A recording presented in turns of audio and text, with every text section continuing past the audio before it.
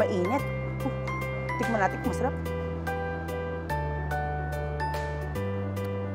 Hindi masarap! May easy ginataang halo-halo with tikoy! Ang una po natin gagawin ay ilalagay natin ng tubig at ang kakanggata ng maraming galing sa fresh na gata. At syempre puting asukal.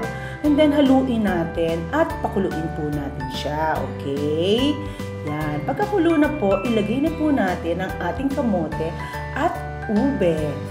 Yan. O, diba? Wow! Kulo-kulo-kulo na.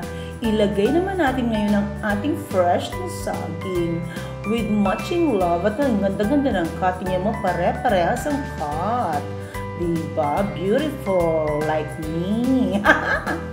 Okay. And then let's wait for 3 minutes.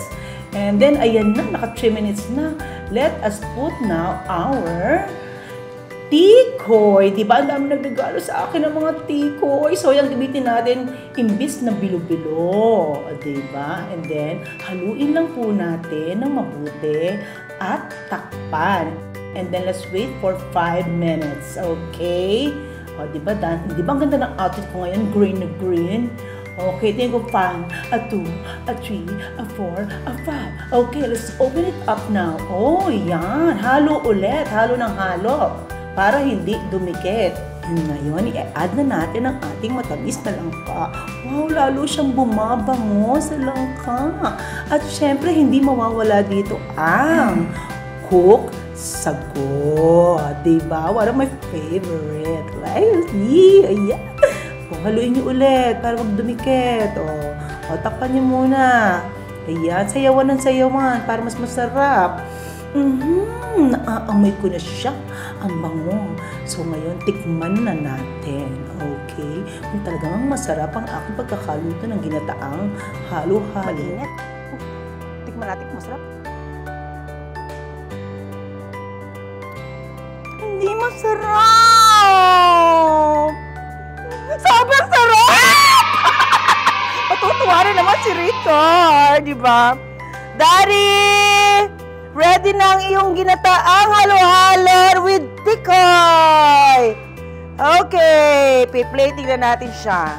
At patitikman ko na sa aking pinakamamahal na asawa. Patayin muna natin, baka tayo ay makapaso. Yan, okay? Plating. Importante, maganda ang plating. O, yan, nakikita nyo ba ang tikoy? Wow! Grabe, oh! Sarap.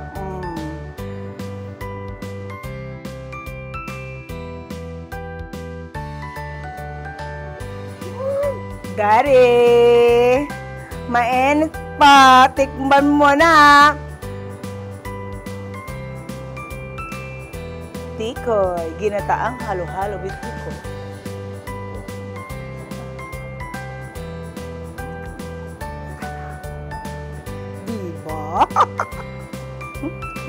Sige, ikaw na lang. Ayun na. Okay, marami pa dito. Babu. Magkakasarap ga.